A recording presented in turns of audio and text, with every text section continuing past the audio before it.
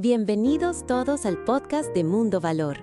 Hoy, el tema central será el contenido del documento International Valuation Standards, IVS, publicadas en el 2024 por la IVSC de International Valuation Standards Council, vigentes a partir de enero de 2025. En esta oportunidad, se analizará el contenido de la IVS 410, Propiedades en Desarrollo.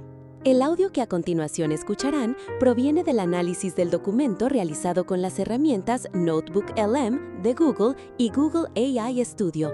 Aunque siempre habrá matices de interpretación entre el contenido del documento y la respuesta de la herramienta de inteligencia artificial generativa, este episodio es un ejemplo fascinante de cómo la IA puede enriquecer nuestro canal con contenido innovador. Disfruten del programa. Hola. Hoy nos metemos de lleno en un tema fascinante y la verdad, a veces un poco enredado del mundo inmobiliario. ¿Cómo le ponemos valor a algo que, todavía no está terminado o que está cambiando mucho? Y para eso tenemos aquí extractos de la Norma Internacional de Valoración, la IVS 410, que habla justo de esto, de las propiedades en desarrollo.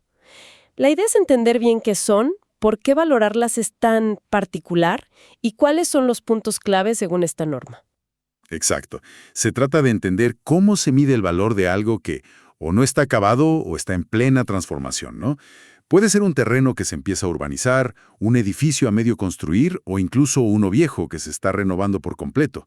Y saber ese valor en cada momento es vital. Para el que invierte, para el banco que presta el dinero, para los informes financieros, casi cualquier decisión importante que se tome sobre el proyecto depende de eso. A ver, metámonos en eso. ¿Qué es exactamente una propiedad en desarrollo según esta norma? Porque suena como que podría ser muchas cosas. Pues sí, es amplio. Se refiere a cualquier propiedad, cualquier interés sobre una propiedad, donde hace falta, un trabajo importante de desarrollo, para que llegue a su uso óptimo y máximo. O sea, para que se use de la forma más rentable y productiva posible, siempre dentro de lo que permiten las reglas y el mercado, claro. Esto incluye desde construir en un solar vacío, mejorar estructuras que ya existen, hasta terrenos que ya tienen luz verde de las autoridades para un uso mucho más valioso del que tienen ahora. Entendido. Ahora, si alguien tiene que valorar una propiedad así, ¿qué es lo primerito que tiene que saber? Me imagino que no es nada fácil. Lo que es absolutamente clave, diría yo, es la sensibilidad. El valor final puede ser increíblemente sensible.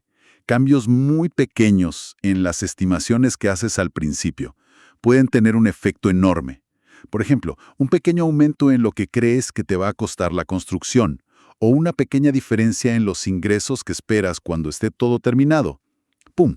El impacto en el valor ahora, en el presente, puede ser gigantesco. Ahí está el punto. Cuando dices ese impacto enorme. Eso sí que cambia todo. No es un ajustito. Puede ser que el número cambie radicalmente. Y si hay préstamos de por medio, que es lo habitual, ¿cómo se maneja esa volatilidad? Es un riesgo grande, ¿no? Totalmente.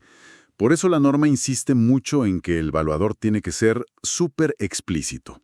Tiene que detallar todos los supuestos que usó, por qué cree que los costos serán X, por qué espera vender a Y precio, y sobre todo los riesgos. Es fundamental explicar cómo esos cambios en costos o en valor final afectan de forma desproporcionada la rentabilidad y el valor actual. A veces, de hecho, se pide un análisis de sensibilidad, o sea, mostrar escenarios. ¿Qué pasa si los costos suben un 10%? ¿Y si las ventas se retrasan 6 meses? Y ojo, también hay riesgos contractuales. ¿Qué ocurre si la constructora entra en insolvencia? ¿O si un comprador importante que ya había firmado se echa para atrás? Todo eso hay que tenerlo en el radar. La norma habla de varios enfoques: comparar con el mercado, estimar ingresos, calcular costos. Pero parece destacar uno, el método residual. ¿Por qué ese es tan relevante aquí? Sí. Existen esos otros enfoques, claro. Pero piénsalo. Para algo que no existe todavía o está a medio hacer, comparar con ventas de cosas parecidas es complicado, ¿no? Porque nunca hay dos proyectos en desarrollo idénticos. Y estimar las rentas futuras, tiene muchísima incertidumbre. Por eso el método residual se usa tanto en estos casos. Es como una mezcla de los otros, pero enfocado al desarrollo. Vale, ¿y cómo funciona exactamente ese método residual? ¿Cómo se calcula? Imagínate esto. Calculamos cuánto valdrá el proyecto completo, una vez terminado, el valor de venta total, digamos, basándonos en precios de hoy o en proyecciones razonables, claro. A esa cifra, le restamos todo lo que falta por gastar para llegar ahí. Absolutamente todo. La construcción que queda, los honorarios de arquitectos, abogados, los costos del préstamo, el marketing para venderlo, permisos, impuestos. Y, muy importante, hay que restar también una partida para el beneficio del desarrollador. Una cantidad que compense el riesgo enorme que está asumiendo. Lo que te queda al final, ese residuo, ese es, en teoría, el valor del proyecto tal como está hoy. Pero eso suena, complicadísimo. Porque hay muchísimas piezas que se mueven, ¿no? Exacto. Ahí está lo difícil. Estimar bien ese valor final, calcular con precisión los costos que faltan. Te basas en contratos que ya tienes firmados o en lo que crees que costará según el mercado. Prever los plazos, los intereses del banco y definir ese beneficio del desarrollador. ¿Cuánto es justo pedir por asumir todos los posibles problemas? Eso depende mucho del riesgo percibido. Hablas de riesgos, más allá de que los costos se disparen o se tarde más tiempo. ¿Qué otros fantasmas, digamos, rondan estos proyectos? Son muchísimos. Desde que te encuentres sorpresas en el suelo al excavar, que te disparen los costos, claro. Retrasos por mal tiempo, que la burocracia con los permisos se alargue.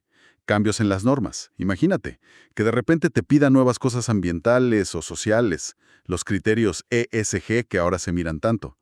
Problemas con los títulos de propiedad, que falle un proveedor clave, o simplemente que al final cueste más vender o alquilar de lo que pensabas. Todo eso influye en cuánto premio, cuánto beneficio extra exigiría a alguien para comprar ese proyecto a medio hacer y asumir toda esa incertidumbre. Entendido. Entonces, resumiendo un poco, ¿qué significa todo esto para la persona que pide la valoración? ¿Con qué se queda al final? Pues mira, significa que estas valoraciones no son una ciencia exacta. No es una foto fija con un número mágico. Son más bien un ejercicio muy riguroso de estimación. Se basan en la mejor información que se tenga en ese momento, requieren investigar a fondo, justificar muy bien cada supuesto clave, idealmente con datos comparables del mercado si es que existen, y ser muy transparentes sobre hasta dónde llega la valoración y cuáles son sus limitaciones.